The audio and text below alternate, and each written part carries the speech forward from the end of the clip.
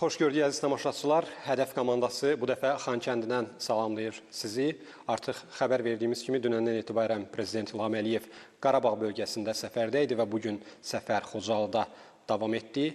Dövlət başçısının bölgəyə səfəri həmişə olduğu kimi bu dəfə də vacib, hətta tarixi adlandıra biləcəyimiz hadisələrlə yadda qaldı. Beləliklə, böyük quruculuq və böyük qayıdış davam eləyir. Eyni zamanda məktəblilərimiz və tələbələrimiz Qarabağa qayıdır. Və eyni zamanda Elm və Təhsil Naziri cənab Emin Əmrullayev Qarabağdadır. Fürsətdən istifadə edib suallarımıza onunla birlikdə cavab tapmağa çalışacağıq. Xoş gördük Emin müəllim. Yeni təhsilinizi təbrik edirik və elə yeni tədris ili barədə soruşmaq istəyirik. Bizi bu tədris ilində nələr gözləyir, hansı planlar və hansı dəyişikliklər ola bilər? Xoş gördük. Mən də ilk növbədə fürsətdən istifadə edib bizə baxan bütün tamaşaçıları, təhsil alanları, təhsil verənləri, bütün valideynləri və təhsilə aidiyyatı ola biləcək bütün vətəndaşlarımızı ilk növbədə təbrik edirəm yeni tədris ilinin başlanğıcı münasibəti ilə və biz sizinlə simvolik olaraq bugün Qarabağ Universitetinin Tibb Fakültəsinin tədris binasında bu müsahibəni təşkil etmişik.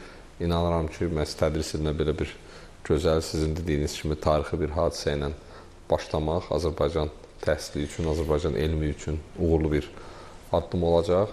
Eyni zamanda yəqin müsahibə zamanı bir çox məsələlərə toxunmaq imkanı olacaq. Ümumiyyətlə, bu tədris ilində də əvvəlki tədris illərində olduğu kimi bizim artıq müəyyən etdiyimiz strategiyaya uyğun olaraq istər təhsilin keyfiyyəti, istər təhsilin əlçatanlığı, istər təhsildə bərabər imkanların insanlar üçün yaradılması istiqamətində bir çox təşəbbüslər həyata keçiriləcəkdir. Biz qeyd etdiyiniz kimi indi dünən istifadəyə verilmiş, cənab prezident iştirakı ilə istifadəyə verilmiş Qarabağ Universitetinin klinikası və sağlamlıq və tibb fakültəsindəyik və bilmək istəyərdik ümumiyyətlə bu fakültənin, bu strukturun bundan öncəki oxşar strukturlardan fərqi nə olacaq? Biz bilirik ki, bu iki binanı, yəni tibb və sağlamlıq fakültəsi ilə klinikanı bir körpü birləşdirir binanı infrastruktur baxımından. Bunun bəlkə də bir praktik mənası da var əslində. Biz bilirik, tələbələrimiz bəzən praktikadan əziyyət çəkirlər. Burada bu baxımdan hansı yanaşma ortaya qoyulacaq?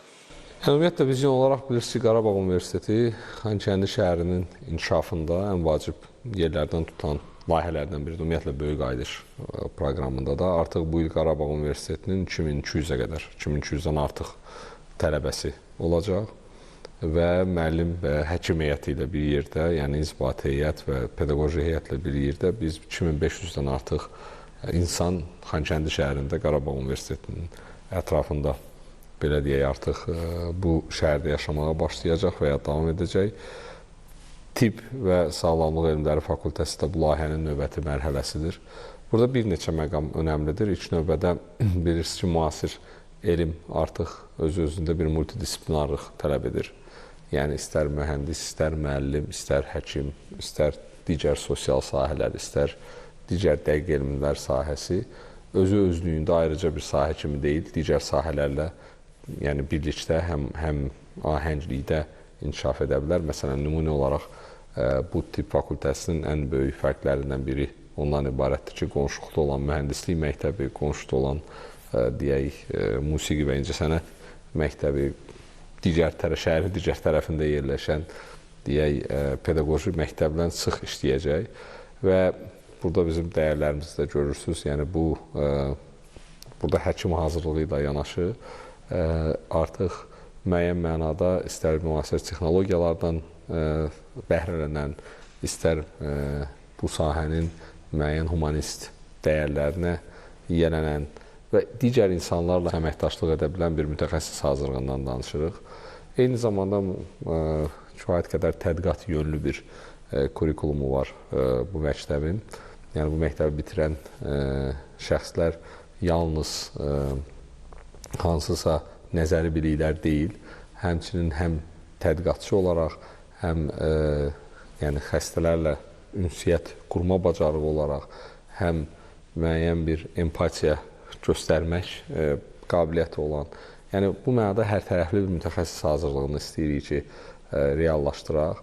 Eyni zamanda burada planlar böyükdür. Yəqin ki, növbəti mərhələlərdə bura tədris və tibb xidmətləri ilə yanaşı elmi tədqiqat əsasən yüklü bir müəssisə olacaq və müxtəlif tibbin müxtəlif sahələrində dediyim kimi təbiət elmləri ilə məsələn birlikdə müxtəlif tədqiqatların da aparılmasını mümkün olacaq Qarabağ Universitetində. Bu da öz-özlüyündə Qarabağ Universitetinin bir universitet kimi, təbii ki, bu fakültə Qarabağ Universitetinin özünün bir nüfuzlu universitet kimi formalaşmasına böyük bir töhfə verəcəyinə inanırıq.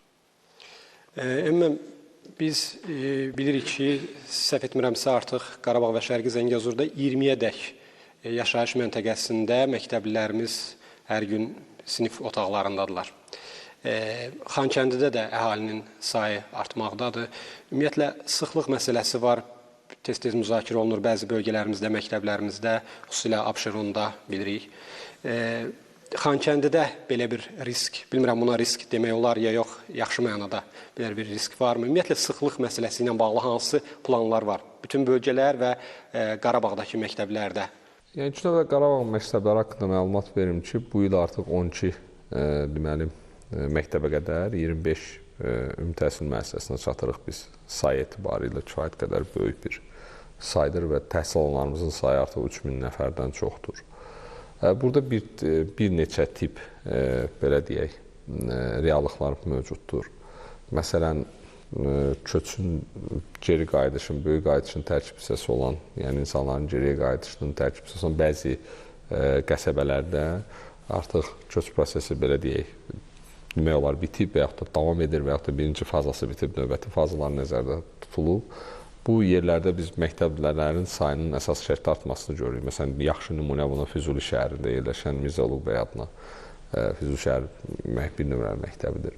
Çünki bu məktəbdə biz başlayanda bir neçə yüz şagirdlə başlamışdıq. Artıq yəni məktəbin ümumi tutumu 960 nəfərdir. Bu illəri biz 500-600 nəfər şagird gözləyirik və bu onu göstərir ki, geri qayıdan insanlar öz övladlarını, uşaqlarını da götürüb bu bölgəyə qayıdırlar. Ağalı məktəbi buna nümunə ola bilər, Laçın məktəbi buna nümunə ola bilər. O cümlədən Xankəndi şəhərində hal-hazırda 4 nömrəli məktəbdə 1000-dən artıq şagird var. Bugünkü rəqəm 1030-dur.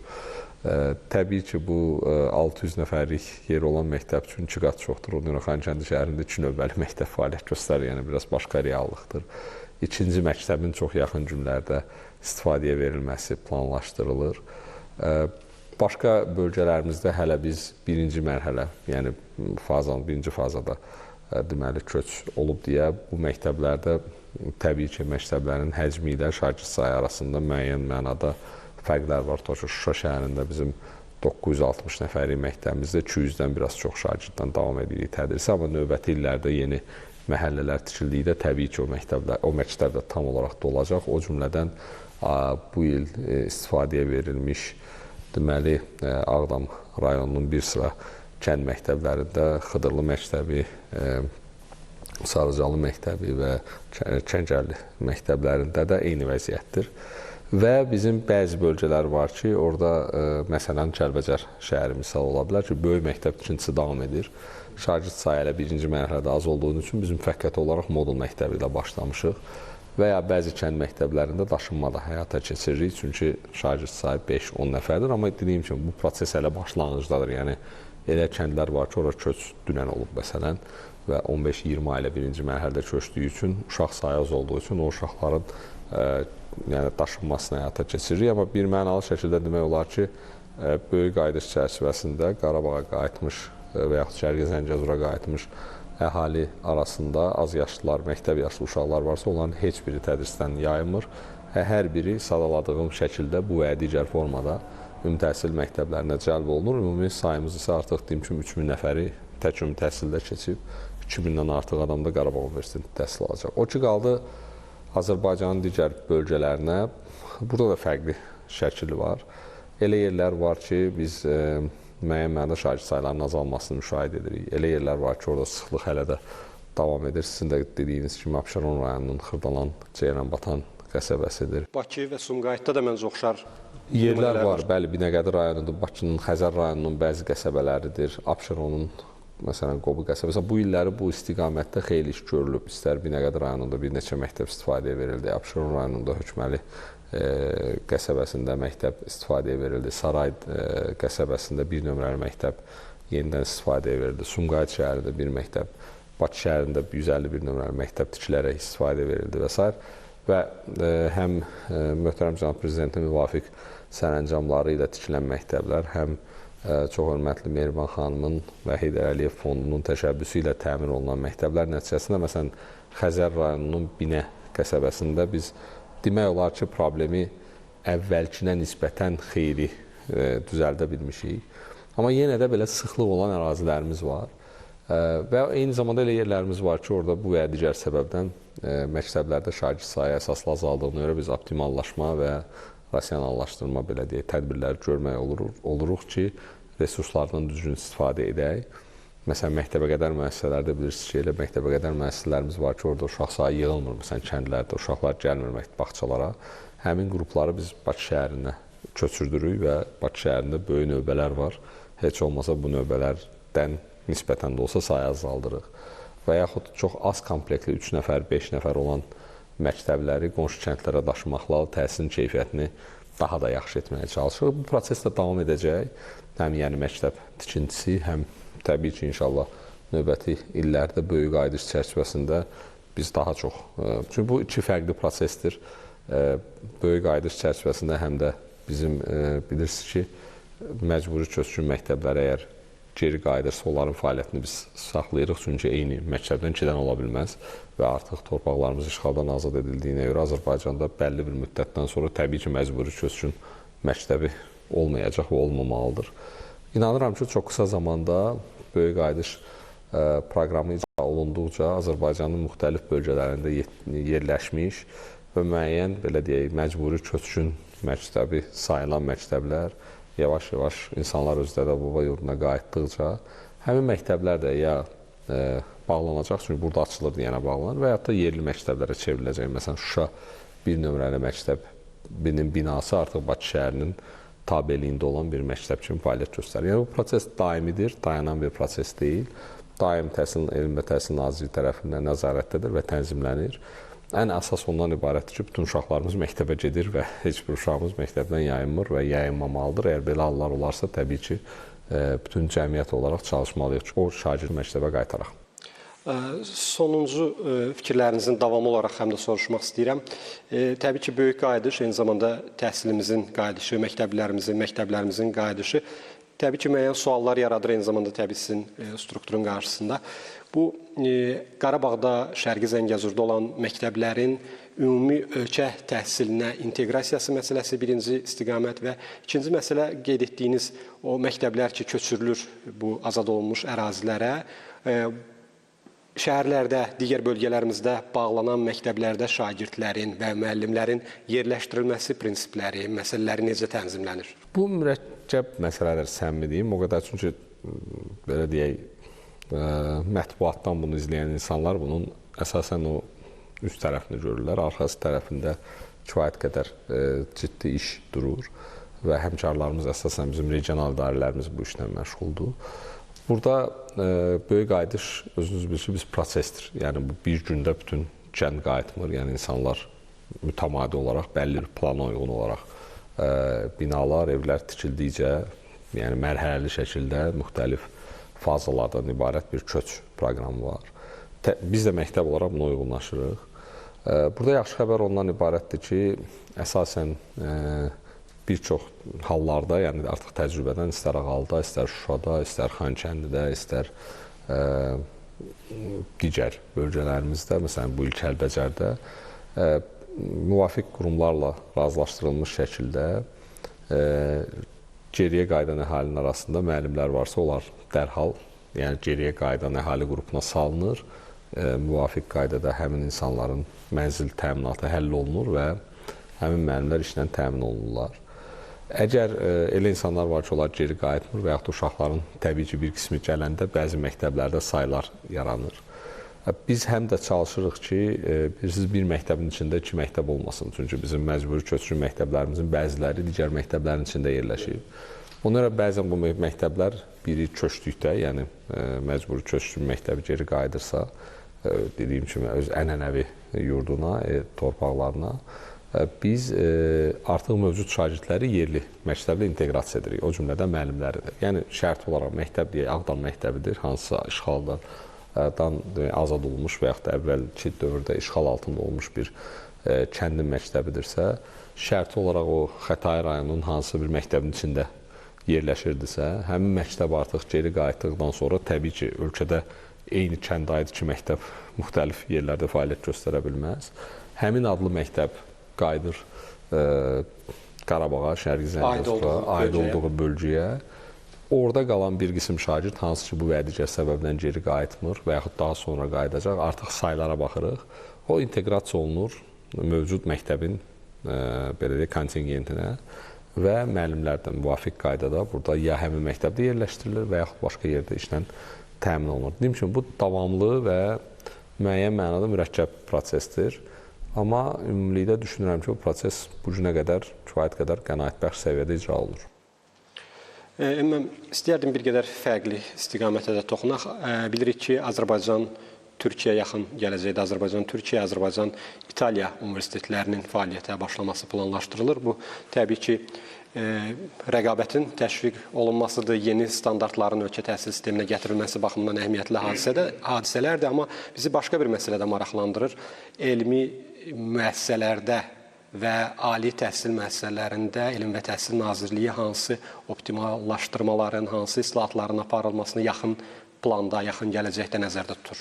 Yəni, burada bizim bir qədər baxışımız nədir də, bir neçə strateji istiqamət var. Yəni, biz bir tərəfdən deyirik ki, və istəyirik ki, və bunu icra edirik ki, daha çox insan ali təhsil alsın. Yəni, Azərbaycanda inandığımız budur ki, Azərbaycanda nə qədər çox insan təhsil alarsa, ya ali təhsili, ya orta ixtisas təhsili, ya peşə təhsili, bu həmişə faydalıdır. Yəni, təhsil almaq həmişə təhsil almamaqdan yaxşıdır. Bu bir mənalıdır deyə düşünürük. Ona görə istər peşə, istər orta ixtisas, istər ali təhsil səviyyəsində biz sayları artırırıq. Yəni, əgər məsələn 90-cı illərdə, məsələn, hətta 2000-ci illərin əvvəllərində maksimum 20 min, 25 min insan ali təhsil almaq imkanı əldə edirsə, hal-hazırda bu rəqəm 60 minə gəlib çıxıb. Magistratura ilə bir yerdə bizim qəbul planımız 75 min nəfəri ötüb. Eyni zamanda bizim peşə təhsilimiz təxminən 26 min nəfərə gəlib çıxıb, yəni hər il. Eyni zamanda bizim orta ixtisas təhsilimiz 15 min nəfərə gəlib çatıb. Yəni biz artıq 100 min nəfərə qədər insanı ixtisas bir peşə əldə, fərq yoxdur bu. Texniki peşədir, orta ixtisas təhsildir, ali təhsildir. Bir peşə ilə, yəni bir diplomla, ixtisasla təhsilini təmin etməyə iqtidarına gəlib çatmışıq.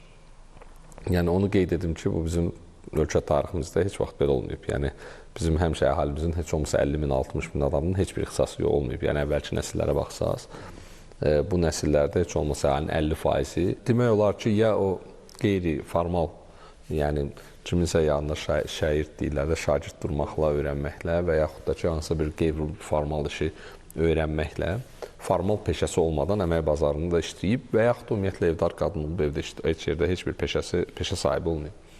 Və hər il bilirsiniz 40 min, 50 min adam heç bir peşəsi olmursa və bir insan 40 il, belə deyək də, orta məktəb bitirdikdən sonra ən az bir 50 il, orta hesabla 60 il pensiya yaşına qədər heç olmasa 40 il hesab eləsək, ya 35 il hesab eləsək, bu həmin rəqəmi, yəni sadladığım 50 min rəqəmini siz vursanız 40-a, bu bir neçə milyon, yəni üzərində 2 milyona yaxın insan edir ki, onların heç bir peşəsi olmur. Yəni, əgər bir cəmiyyətdə 2 milyon adamın heç bir peşəsi yoxdursa, təbii ki, həmin cəmiyyətdə həm iqtisadiyyatın məşğulluq nöqteyi nəzərindən, həm iqtisadi artım nöqteyi nəzərindən ciddi problemləri olur. Və bizim düşünürəm ki, problemimizin, yəni iqtisadi artımımıza mane olan səbəblərdən biri budur ki, 20 il, 30 il, 40 il bundan əvvəl, hətta çox belə bəzən nostalji hissi ilə dırnaqarası xatırlanan və təriflənən Sovet təhsili dövründə də əhalinin böyük əksəriyyətinin peşə təhsili olmayıb. Yəni, bunu siz biraz yaşlı nəsillə təhlil aparsanız görəcəksiniz. İndiki yaxşı xəbər ondan ibarət ki, ən azı kəmiyyət nöqteyi nəzərindən biz bunu həll eləmişik və davam etmək istəyirik. Bu bir. İkinci, bizim təbii ki, keyfiyyət göstəricilərimiz olmalıdır.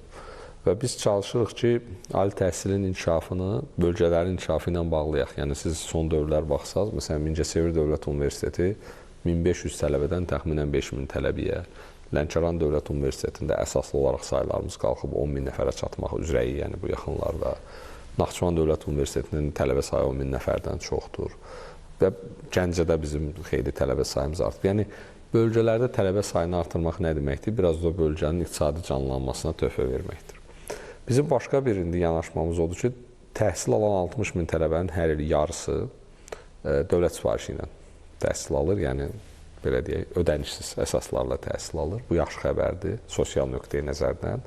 Amma keyfiyyəti yenə unutmamalıyıq və çalışmalıyıq ki, keyfiyyətli təhsil ucuz deyil. Məncə cəmiyyət bunu bir mənalı olaraq başa düşməlidir. Təbii ki, hamı istəyir ki, təhsil ucuz olsun, biz də bunu istəyirik. Amma mən dəfələrlə bunu istəyirəm, biz soyuq başla, belə emosional olmadan anlayaq ki, əgər, məsələn, biz yaxşı həkim hazırlığından danışırıqsa, biz yaxşı mühəndis hazırlığından danışırıqsa, biz yaxşı IT deyək, sahəsində olan, informasiya texnologiyaları sahəsində olan mütəxəssisdən danışırıqsa, onun təhsil haqqı onun aylıq məvacibinə mütənasib olmalıdır. Yəni, bir IT mütəxəssisi məsələn də ay ərzində əgər bu günləri 4.000-5.000 manat bazarda yaxşı maaş ala bilirsə, onun birlik təhsil haqqısı 2.000 manat ola bilməz. Yəni, çünki insan öz təhsil haqqısını belə deyək də 4 il ərzində 8.000 manat əgər təhsil ödəyib, sonra 2 aya çıxarda bilməz də. Yəni, bu nöqteyi nəzərdən bunu cəmiyyət məncə biraz daha yaxşı başa düşməlidir. Mən yeri gəlmişkən dərhal bir dəqiqləşdirmə aparım. Bir mütəxəssisin yetişməsi üçün dövlət bugün nə qədər vəsait xərcləyir? Baxır harda? Yəni, bu sual var. Çünki bizim dövlət sifarişli və baxır hansı ixtisas üzrə. Məsələn, həkim ixtisasları və bu açıq informasiyadır, yəni hamı baxa bilər. Həkim, məsələn, hazırlığına biz 8.000 manat bu gün xərcləyirik təxminən. Və eyni zamanda məsələn deyək müasib və yaxud da iqtisadiyyatın digər sahələri üzrə mütəxəssis hazırlığına təxminən 2500 manat civarında xərcləyirik təhsil pilləsindən asılı olaraq. Mühəndislərin hazırlığına da təxminən 2500-3000 manat hazırlayır. Amma bu dövlət sifarişidir. Məsələn, Türk-Azərbaycan Universitetində, Fransa-Azərbaycan Universitetində, ADA Universitetində, Qarabağ Universitetində təbii ki, bir mütəxəssisin hazırlığı daha baha başa gəlir və dövlət bunu da qarşılayır, yəni subsidiyalarla və başqa universitetlərimizdə belə hallar, sabah proqramlarında bu daha bahalıdır. Yəni, mənim belə əsas sizi yönləndirmək istədiyim fikir ondan ibarətdir ki, təəssüf ki, kadr hazırlığında ucuz və keyfiyyətli formulası işləmir. Yəni, bunu biz tapsaq, məsələn, ölkə olaraq ki, 1000 manat həkim hazırlaya bilirik. Bütün dünyada olan həkimləri biz əgər bu qiymətə yaxşı həkim hazırlaya bilsək, hamı bizdə oxumaq istəyər. Niyə? Çünki hamı az pul verib keyfiyyətli kadr əldə edilmək istəyir. Təəssüf ki, belə bir həll yolu yoxdur. Və bunu yenirəm, rasional başla başa düşüb, irəliyə doğru çalışmalıyıq ki, bu investisiyadır. Yəni, təhsilə xərclənən pul xərc deyil, bu investisiyadır və nə qədər çox investisiya olarsa, təbii ki, insan resursu, insan kapitalı daha da artar. Və bizim də baxışımız bundan ibarətdir ki, insanların istedad səviyyəsindən, hazırlıq səviyyəsindən, talant səviyyəsindən asılı olaraq fərqi yoxdur. Onlara qoyulan investisiyanın həcmi başlasın dəyişməyə. Bu il əgər siz gördünüzsə, sabah proqramları ilə biz bir çox ali təhsil müəssisələrində ilk dəfə dövlət sifarişini başladıq. Bu iki şeyə xidmət edir. Bir, məsələn, tutaq ki, elə ali təhsil müəssisələri var ki, onlar dövlət sifarişində iştirak etmirdilər, çünki dövlət sifarişinin məbləği aşağı idi.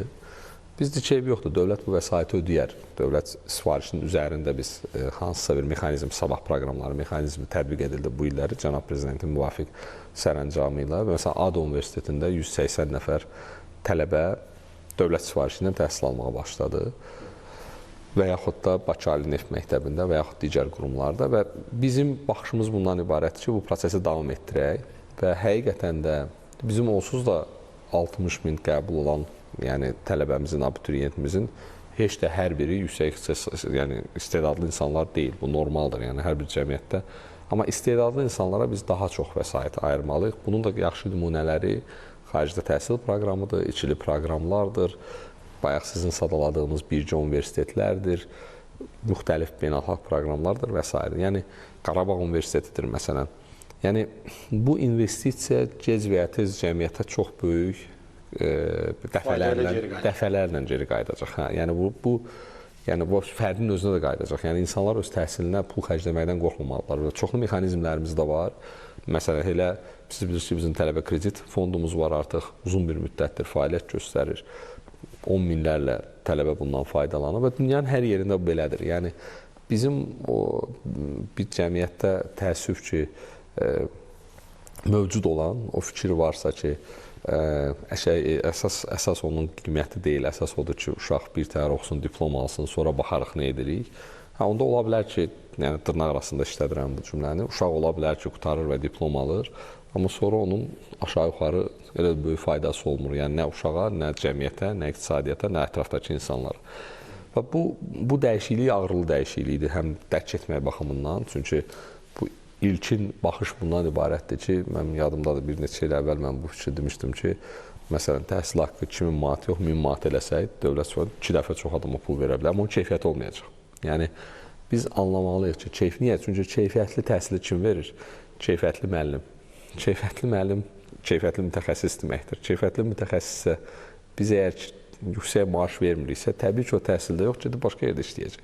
Biz istəyiriksə ki, ən bacarıqlı adamlarımız ali təhsil sistemində olsun, çünki onlar növbəti nəsil insanları yetişdirir. Təbii ki, onlara cəmiyyətdən yüksək əmək haqqını verməliyik. Bu nəyin hesabına formalaşır? Təhsil haqqının hesabına. Yəni, bu zəncirvari əlaqəni insanlarımız daha yaxşı başa düşsələr, təbii ki, təhsilə daha çox vəsait xərcləməyi, daha çox dövlətimizin, belə deyək də, burada dövlət özəl bir yerdə əməkdaşlıq eləməlidir ki, bu prosesdə bir irəliyə doğru addım ata bildik. Amma yenə deyirəm, dövlət burada əlindən gələn o mənada ki, Azərbaycanın hər il 500 nəfər Azərbaycanlı, məsələn, xaricdə təhsilini biz dövlət olaraq Azərbaycan hökuməti tərəfindən maliyyələşdirilir, dövlət neft fondunun vəsaitləri hesabına və burada elə tələbələrimiz var ki, elə onlara 100 min, 120 min, 150 min manat vəsait xərclənir. Yəni, həqiqətən də yaxşı təhsilin dünyada qiyməti bu qədərdir. Yəni, buradan çıxış edərək də, yəni, niyə bəzi universitetlərdə təhsil biz deyirik, kənarda bizimkilərdən yaxşıdır. Amma təhsil haqlarına siz baxsaz, yəni görəcəksiniz ki, əsaslı şəkildə fərqlər var. Bu o demək deyil ki, təhsil haqları artıracaq ki, mən istəməzdim ki, sonda yəni bu qədər danışdığımız bunun anonsu kimi qəbul olunsun. Belə olsun. Məsələnin mahiyyəti bu deyil.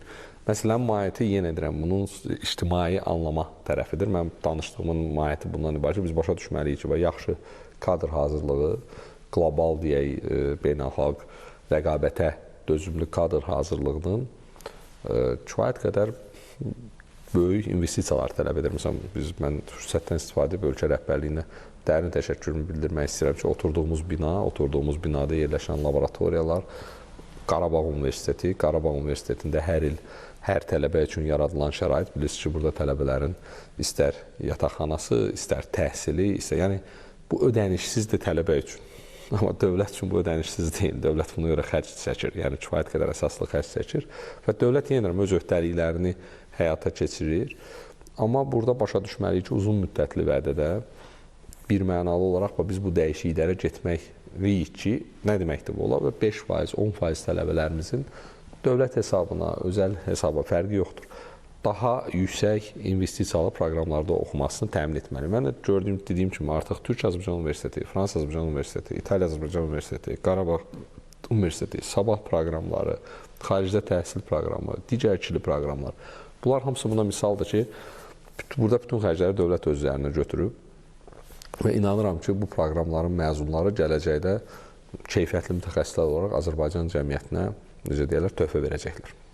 Deməli, anlamalıyıq ki, keyfiyyətli təhsil ən vacib faktordur. Yəni, məşhur ifadə ilə desək, sənəd dövründən sənət dövrünə keçirik. Və burada çox şeylər dəyişməlidir, tam səmimi olaraq. Məsələn, biz başa düşməliyik ki, məsələn, başqa bir misal verim sizə, siz bizim statistikaya baxsaq, bir çox ali təhsil müəssisələrimizdə, biz bunları açıq danışmalıyıq mənə görə. Məsələn, mən sizə sadə bir misal verim, işə götürən olaraq, təhsil nazirliyi olaraq, elm və təhsil nazirliyi olsa da biz cəmiyyətdə, bizim bazarda böyük işə götürənlikdə müəllimləri işə götürürük. Məsələn, biz nəyə müşahidə edirik? Hər hansı bir şəxs pedaqoji fakültəyə qəbul olunub, hər hansı bir universitetdə, Azərbaycanda olan fəaliyyətim. Universiteti bitirib, diplom alıb, amma bizim müəllimlərin işə qəbul imtahanında minimal bal toplamayıb. Və sizcə, məsəl üçün, biz həm nəzarət orqanı olaraq, həm işə götürən olaraq, yəni burada biz iki tərəfimiz vardır, həm o qurumun bizə tabiədir və yaxud bizə tabi deyil, amma biz onun tənzimləyən qurumu, həm də işə götürənik, həm də cəmiyyətdə bir vətəndaşlıq mövqeyi olan insanlarıq da. Və mən sual verirəm ki, o diplomu verən ali təhsil müəssisəsi o diplomun məsuliyyətini daşıyır, yoxsa yox? Yəni başa düşürsən nə desəm, yəni əgər adama diplom vermisənsə, o gəlib heç o mən demirəm o bizdə hamıdan yüksək bal yığsın. Mən deyirəm ki, minimal bal toplasın. Və minimal bal toplamırsa, o şəxsə verən, diplom verən insanlar məsuliyyət daşıyır yoxsa yox? Təbii ki, daşıyır. Yəni söhbət ondan gedir ki, bu diplomları vermək bir çox hallarda bəzən mərhəmət hissi ilə, lazımsız izafi mərhəmətlə, bəzən kiminləsə üz-üzə gəlməmək, bəzən kiminsə hay-küyünlə üzləşməmək üçün sadəcə olaraq diplomlar verilir. Və sonra həmin adamların bacarıqları bazarda olmayanda bunlar məsuliyyət həmin ali təhsil müəssisəsi daşıyır.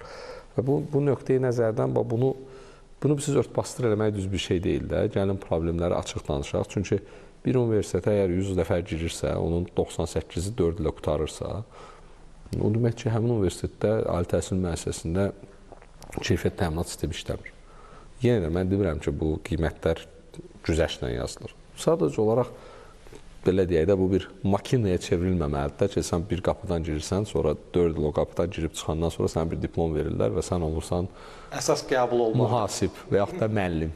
Olmur elə. Yəni bizim sistemin bu dəqiqə mahiyyəti bundan ibarətdir ki, bizdə ali təhsil müəssisəsindən qəbul olmaq çətindir, onu bitirmək olduqca asandır.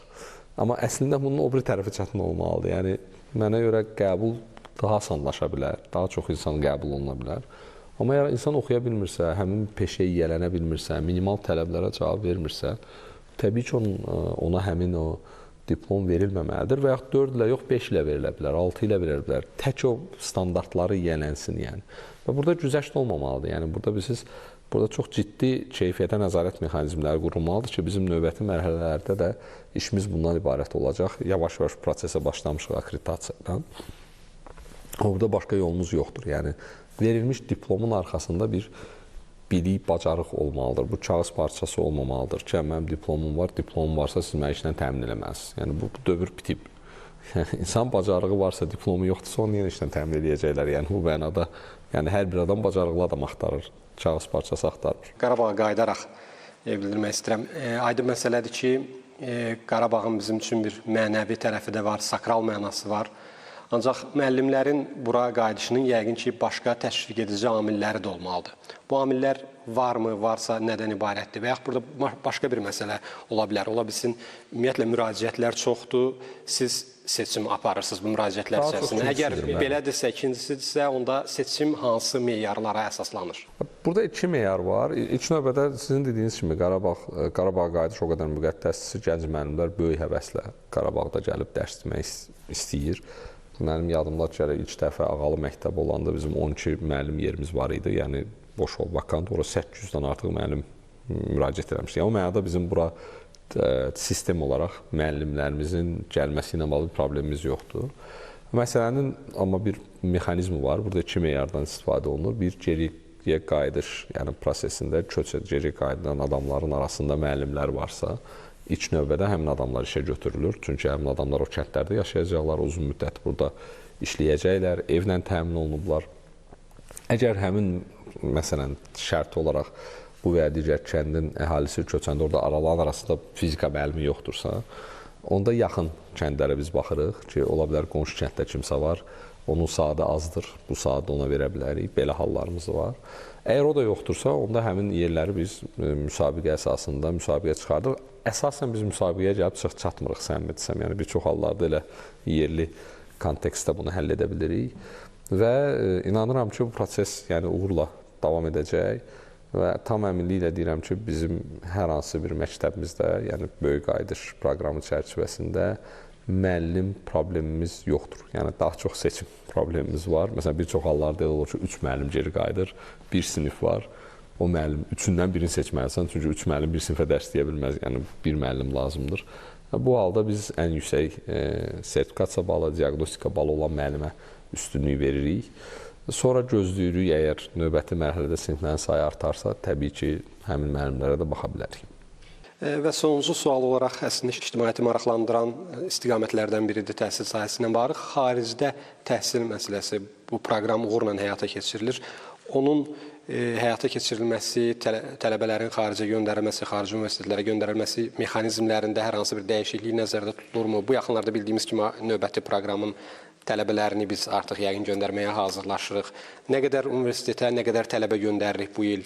bu Biz məsələlər hər il maraqlı? 500 tələbə göndəririk, 125-i bakalavr, deməli maksimum 100 nəfəri, maksimum 125-i bakalavr olur ki, bu dolur. 100 nəfər maksimum doktorantur ola bilər, bu dolmur. Bu il 20-yə qədər səhvəm 19 nəfər idi. O say dəyişir çünki vizalarla bağlı və s. və yerdə qalan 300 deməli təxminən 50 nəfər biraz artıq adam magistratura proqramına keçmişdir.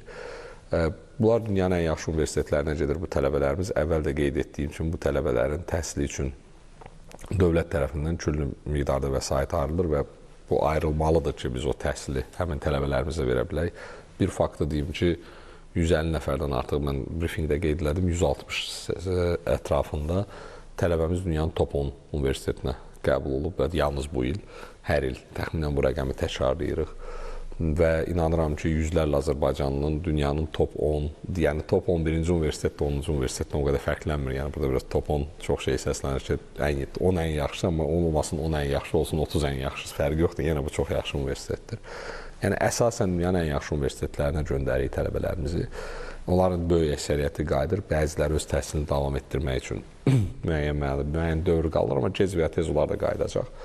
Və əminəm özüm də belə bir proqram məzun olduğu üçün bu proqram inanıram ki, ölkə rəhbərimiz möhtərəm cənab prezident İlham Əliyevin Azərbaycan gəncliyinə, Azərbaycan iqtisadiyyatı istiqamətində, yəni qəbul etdiyi ən mühüm qərarlardan biridir. Və bir çox Azərbaycanlıların, onların sosial, belə deyək, durumundan asılı olmayaraq xaricdə dünyanın ən yaxşı universitetlərində təhsilinin, mən neft fondundan olan vəsaitlər hesabına təhsilini təmin edilməsi, cənab prezidentin öz, belə deyək, ondan sitat gətirərək desəm, qara qızılın insan qızılına çevrilməsi prosesində olduqca vacib bir istiqamətdir. Və bunu nəzərə alaraq xarici təhsil proqramını biz hansı istiqamət aparmaq istəyirik? Təbii ki, burada ən önəmli məsələ ehtiyacları düzgün müəyyən etməkdir. Çünki bir çox hallarda bu da ola bilir ki, tələbə həddindən artıq çox top belə universitetdə, məsələn, elə ixtisas oxuyur ki, o ixtisası oxuyub Azərbaycanda gəlib harda işləyəcək sual. Ola bilər ki, biraz daha müəyyən mənada, yəni praktik nöqteyi nəzərdən elə yerdə oxusun ki, onun gəlib burada işləməsi daha asan olsun. Məsələn, belə hallar da var. Amma yenə də biz çalışacağıq yuxarı, belə deyək, kifayət qədər böyük çalışaq ki, daha da yaxşı yerlərə getsin tələbələrimiz bir və eyni zamanda çalışaq ki, bu prosesin yəni planlaşdırırıq, amma edə bilsək. Çünki bizim problemimiz nədir? Bizim bu illəri məsələn 900-ə yaxın müraciət edənimiz var idi, bizim 500 yerimiz var idi. Tam səmimi deyim, o 900 müraciət edənin elə 900-ü də bəlkə yəni xaricdə oxumağa layiq uşaqlar idi. Yəni sadəcə o biz 500-ünü seçməli idik. Yəni həmişə bu cür bacarığı olan 900 adamdan 500 adamı seçmək çox çətindir. Biz necə sizin, yəni 2 yaxşı namizədiniz varsa, 1 yeriniz varsa, həmişə kiməsə yox deməlisiniz və yəni bunu biz onların arasından çalışırıq, yaxşılarını seçək və təbii ki, o proses müəyyən mənada intervyular əsasında aparılır. İntervyu həmişə subyektivdir, bunu qəbul etmək lazımdır. İstənilən intervyu subyektivdir, amma başqa yol da yoxdur. Yəni onlara biz çalışacağıq ki, bir şəkildə bu intervyular ümumiyyətlə olmasın. Yəni elə bir yerə gəlib çataq ki, elə proqramlar qoyaq ki, o proqramlar elə kim qəbul oldusa müəyyən mənada yaxşı mənada say 500 nəfər civarında olsun. Bu isə bizdən biraz da keyfiyyəti qaldırmağı, yəni biraz da daha belə deyək, qəbulu o qədər də asan olmayan universitetlərə üst tutmağı düşünürük. Və əminəm ki, yəni bu proqram Azərbaycanın yəni müstəqilliyinin və inkişafının yəni bir dövrəsində duran bir təşəbbüslərdən biridir. Və həmin şəxslər geri qayıtdıqdan sonra 5 il, 10 il, 15 il, 20 il Azərbaycanda istər özəl, istər dövlət sektorunda aparıcı rollara malik olan mütəxəssislərə çevriləcəklər. Mən bir detalı da dəqiqləşdirək mümkünsə, istiqamətlər məsələsi. Xaricdə təhsil proqramının ixtisasları, yəni müəyyən olmuş ixtisaslar, onlar yeni dövrün çağırışlarına, biz bilirik bugün dünya sürətlə dəyişir. Yeni dövrün çağırışlarına uyğun olaraq yəqin ki, dəyişikliklər edilir. Müəyyən dəyişiklik. Burada iki məsələ var. Bir, təbii ki, həmişə fundamental sahələr, onlar dünya nə qədər dəyişsə də, məsələn, riyaziyyatı yaxşı oxumaq həmişə faydalıdır, fərqi yoxdur. Yəni, dünya necə dəyişsə də, riyaziyyat fənnini yaxşı bilən adamlar həmişə dəyişən dünyada özünə yer tapacaqlar, uyğunlaşa biləcəklər. Çünki bunun fundamental sahədir və yaxud da kimyanı, fizikanı, biologiyanı. Ona görə mən həmişə deyirəm ki, bakalavr oxumaq üçün ən yaxşı ixtisaslar fundamental sahələrdir. ya təbiət elmləridir, ya hüquqdur, ya tibbdir, ya mühəndislikdir. Çünki bu elə sahədir ki, dəyişirsə dəyişsin dünya. Təbii ki, dünya həmişə dəyişir. 10 ildən bir yeniliklər çıxır, amma insan hər 10 ildən bir təhsil almır. Ondan o fundamental bacarıqları, fundamental elmlər sahəsində ixtisası varsa, ora uyğunlaşmaq asandır. Yəni, bir də bizdə yanlış müəyyən, belə deyək də,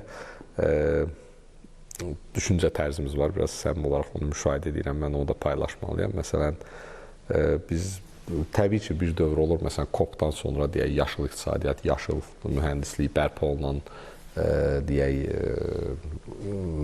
enerji resursları və s. Bunlar da öz-özlüyündə yenə də fundamental sahələrdən doğan sahələrdir. Yəni, bizdə bəzən səhvən, məsələn, briefingdə də sual verirdilər də, məsələn ki, yol hərəkəti qaydalarını ayrıca fən kimi keçəndə insanlar yol hərəkəti qaydalarını daha yaxşı başa düşmür. Bu iki dənə fərqli şeydir. Yəni, biz hər şeyi bir dənə fən keçəndə elə başa düşürük ki, insan o, məsələn, məktəbdə, nə bilim, hüquq fənnini keçəndə hamı hüquqşünas olmur. Yəni, bundan biraz ayrılmaq lazımdır. Çünki, amma yenə dediyim kimi, biz daha çox fundamental sahələrə fokus oluruq, bir. İkinci sahədə odur ki, aidiyyəti dövlət qurumları. Yəni, aidiyyəti dövlət qurumları təbii ki, Elm və Təhsil Nazirliyinə konkret istəklərini bildirəndə, nə qədər konkret bildirilirsə, bir o qədər yaxşıdır. Məsələn, müvafiq nazirlik deyir ki, bizə bu və bu proqramları oxuyan məzunlar olarsa, biz onları işə götürməyə hazırıq bitirəndən sonra, çünki çatışmır. Biz o proqramları dərhal siyahıya salırıq, məsələn. Çünki aidiyyəti dövlət qurumu öhdəlik götürür ki, həmin gələn məzunu işlə təmin edəcək. Məsələn, bu da ikinci sahədir, bu ola bilər interdisiplinardır. Bir də istər-istəmək, təbii ki, indi müasir dövrdə istər süni intellekt, istər nano, nə bilim, texnologiyalar, istər digər başqa sahələr ki var. Bunlar da proqramlara salınır, çünki tələbələrin belə proqramları oxumağa böyük həvəsi var və tələbat da böyükdür. Yəni, bu proqramlar özü-özlüyündə fokus proqramlardır. Məsələn, süni intellektlə bağlı olan magistr proqramları. Təbii ki, bura gedən adam proqramlaşdırmanın riyaziyyatı və yaxud da hətta humanitar sahədə də olsa, yəni ciddi hazırlığı olan adam olmalıdır ki, hazırlana bilsin. Amma burada bir il məsələn proqramı oxumaqda fayda var. Niyə? Çünki çox fokus olunmuş, tətbiqi bir sahədir. Və magistr proqramı oxuyub geri qayıda bilər. Amma mənim çox ciddi tövsiyəm ondan ibarətdir ki, biz bakalavr səviyyəsində bacardıqca fundamental sahələrə daha çox diqqət eləməliyik və uşaqlarımız kimya, fizika, biologiya, yəni kimyanı yaxşı olan adamdan sonra misal üçün dövlət qulluqçusu düzəltmək olar, jurnalistə düzəltmək olar, yəni ondan alınır. Amma məsələn, jurnalistdən sonra kimyası düzəltmək və yaxud da dövlət qulluğu, dövlət idarə etməsi oxuyan adamdan fizik düzəltmək daha çətindir və yaxud da qeyri-mümkündür. Yəni, o mənada fundamental sahələr, onlar həmişə faydalıdır deyə düşünürəm. Yəni, ona görə uşaqları oraya yönləndirə bilsək, xüsusilə də riyaziyyat, IT, yəni mühəndislik yox, yəni sırf bunun məsələn, yəni IT dediyimiz informatika da öz-özündə riyaziyyat üzərində qurulmuş bir sahədir. Yəni, bu çox yaxşı olar. Nəinki marketing, müxtəlif marketing məqsədləri ilə düşünülmüş ixtisasatlar var. Biz çalışıq onları yığışdıraq və qaydaq klassikaya. Amma dediyim kimi, yəni məsələ mənə görə bir fundamental, iki isə dövlət qurumlarının ehtiyaclarına uyğun formalaşan ixtisasların siyahısını təqdim edirik. Növbəti ilin siyahısı bu ilin siyahısından ən yaxşı halda, yəni ən maksimal şəkildə 10% fərqlənə bilər. Yəni, bu çox fərqlənən bir siyahı olmayacaq. Təşəkkür edirəm, müəllim, müsahibəyə görə. Təşəkkür edirəm, sağ olun. Çox sağ olun. Hörmətli tamaşaçılar, hədəfə baxırdınız. Qonağımız Elm və Təhsil Naziri Emin Əmrullayev idi. Gecəniz xeyrə qalsın.